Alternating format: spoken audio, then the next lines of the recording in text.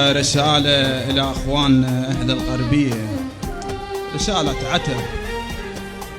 عشت عمر اضطهاد وجيل يتبع جيل، وظن تدري بظلم هدامك ايش سوى، وعبرت الحكي ومن طاح حكمه وراح، ما دورت ثاره ودورت خوه، ولملمنا الحكي وقلنا العفا على الراح، اخوي انت وعضيدي وضامك تجوى، وقلت لك ما نفردك بالحكم شتريد، امتيازات وحماية وجاه والقوة، او ترفس نعمة الله وغدر ما خليت، وتقص بيدك وتطم بيدك البير العيشك دلوة، وتقص بيدك وريد بلا ذنب واسباب، وتكبر زور وبذبح اعلنت فتوى،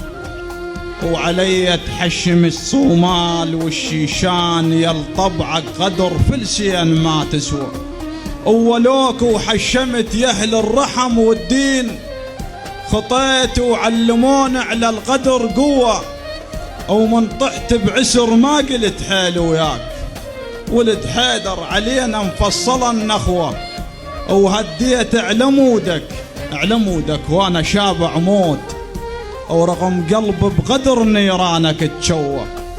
براسك عايش ابن العاص ظل اليوم، وانا براس حيدر راعي المروه،